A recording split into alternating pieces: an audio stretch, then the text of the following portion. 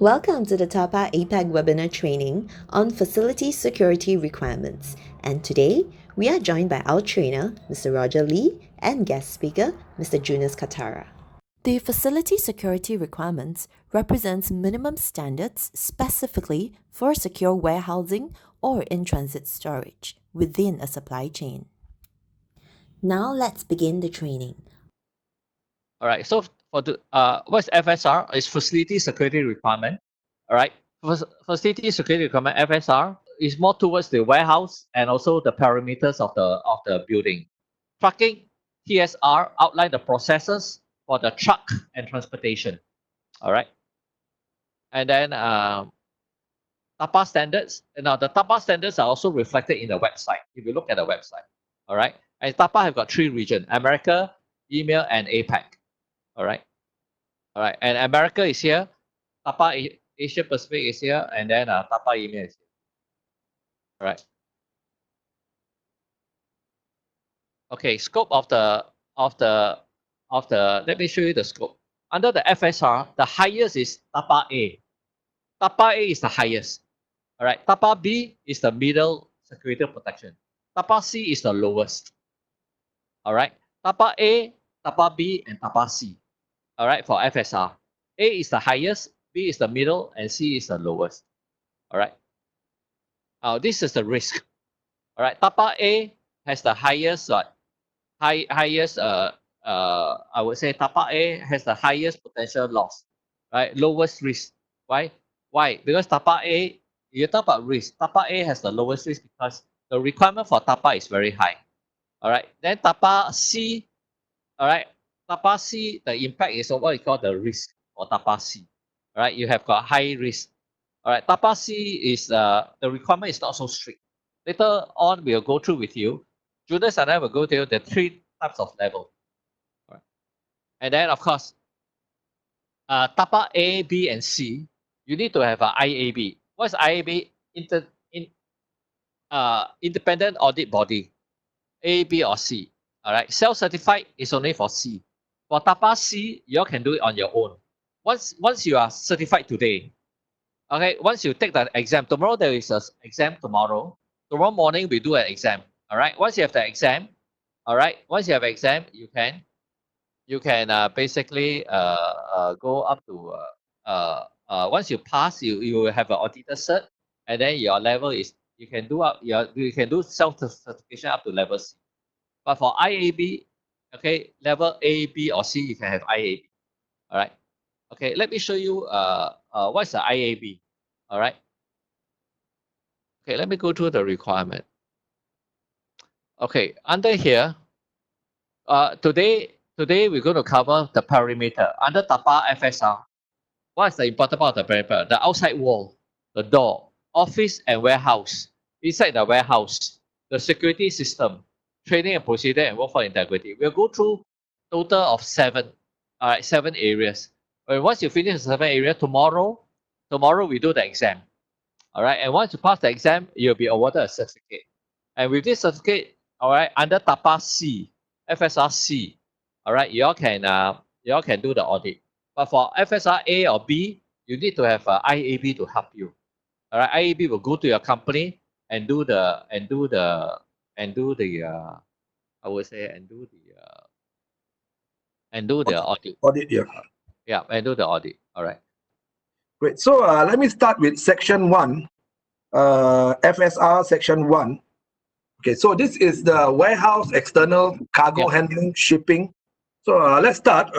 This is the warehouse, external, cargo handling, shipping, and receiving area. So we will need every one of you to start to focus that you are entering a warehouse now. So we are talking about the external of the warehouse, the cargo handling, the shipping, and the receiving area. Okay, so 1.1.1, we are talking about the CCTV, which is able to view all traffic at shipping and receiving yard. Just wanted to bring your attention, everyone, to right at the bottom of the slide, you can see what Roger has been talking about, level A, level B, level C. And in this slide, this is a mandatory requirement for level A and level B. Level C, it is not required. So this is how it will go on as we move. Look at the slide below. You can see the mandatory requirements. That means you must have it for level A and level B. So coming back to our CCTV, the CCTV must be able to view all traffic at shipping and receiving yard, ensuring all vehicles and individuals are recognizable. All right, this word recognizable, as we move on further, we will go deeper into the word recognizable. And recognizable is at all times, unless temporary obstruction to operational needs. Sometimes in a warehouse, when you have plenty of trucks coming in, once in a while they block the CCTV view, but that is temporary. So the intent here, the real intent is, requirement is self-explanatory. The possible obstruction must be proven as temporary only. So in case there is a block, it should only be temporary. So this is a requirement for level A and level B. We move on to our next slide. Okay, you look at the CCTVs. So check area by CCTV, ensure all areas are visible. Focus on truck logo, color and type. When possible, check if license plate is visible. Now, this is how the picture will look like. Vehicle not recognizable, the one on the left. And on the right-hand side, you can see the types of vehicle. One is in black and white. You still can see the number plate and the type of the vehicle, and the one below, that's the best. Vehicles are recognizable. This is what we mean by recognizable. You can see the make of the truck, and you also can see the number plate. Okay, we move on to the next slide. Okay, now, how do you define recognizable? You look at pictures 1, 2, and 3. Number 1, you observe, you only can see a guy standing there. You can't recognize him. Number 2, the pictures are slightly bigger, nearer, and you can recognize the person. But in number 3, you can identify who this guy is. So that's how we look at the two areas, recognize and identify. Now, 1.1.2, we are talking about the lighting now. If we are still in the warehouse, external, cargo handling, shipping, and receiving area. So we move on to lighting. Lighting should be adequate in loading and unloading areas. Enough light. Lighting may be constant, activate by alarm, motion, or sound detection.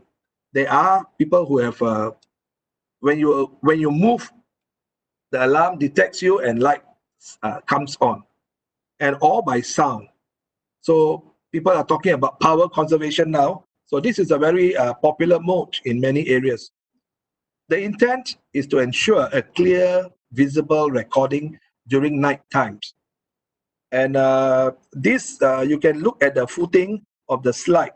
This is a requirement for level A, B, and C across all the levels. This is a requirement. Your lighting you must have constant lighting. All right, what are the experts' recommendation for loading and unloading area? The lux level should be 50 to 100 lux. This is the brightness experts recommend, but not required. You look at the picture on the right-hand side. So the clarity should be something like the one below. You can look at the truck. You can look at the words on the truck. So that lighting should be adequate, enough for CCTV camera to capture views like this. 1.1.3, we are talking about procedures now. Procedures documented describing how unauthorized vehicles and persons are to be managed. So someone comes in, he is unauthorized, or a vehicle comes in, is unauthorized. What should your security people do, right? Instruction on procedures must be delivered to relevant members of your workforce, including your guards. What's the intent here? This procedure will give guidelines of how to control unauthorized access. So the procedure will tell the security guard if there's an unauthorized entry, what he should do, which steps he should follow. And this, again, is a requirement for level A, level B, and level C across all the levels. This is how we should manage them. So documented procedure in place, it must be in place. Documented training has been provided to relevant workforce. This is what we are looking for. Now, 1.1.4, cargo handling and receiving yard is adequately controlled to prevent unauthorized access. So the control must be adequate.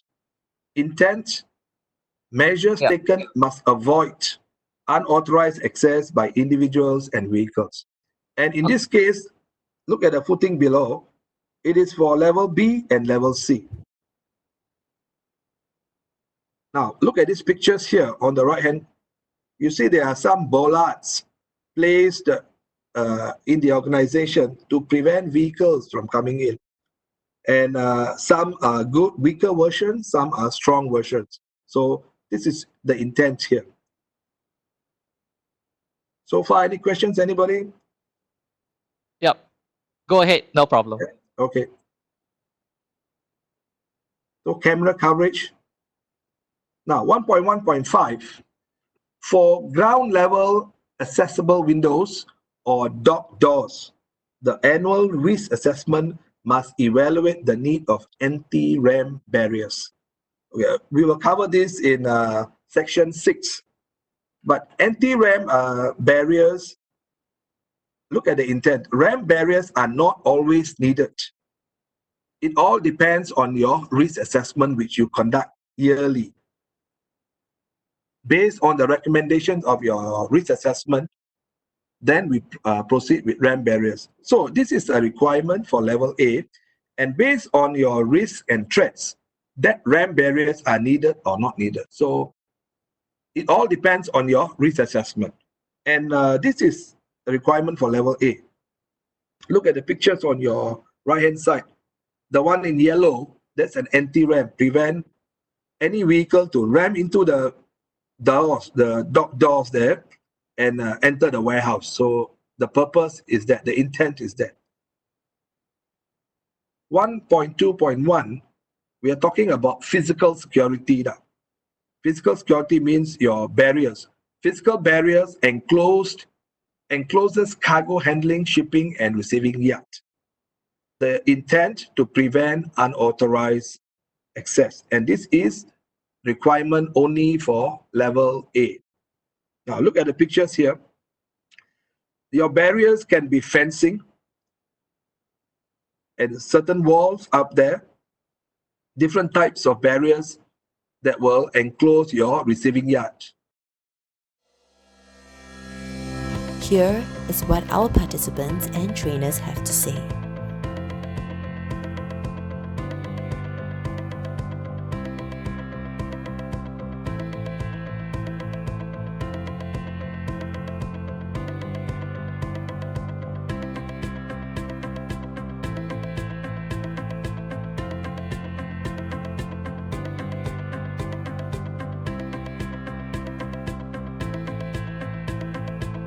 Thank you for joining the TAPA APAC Facility Security Requirements webinar training. We hope that you have enjoyed this summary of the training. Look out for more webinars and trainings as part of our members' services. If you have any questions, please contact the Secretariat. We look forward to seeing you at the next webinar sessions.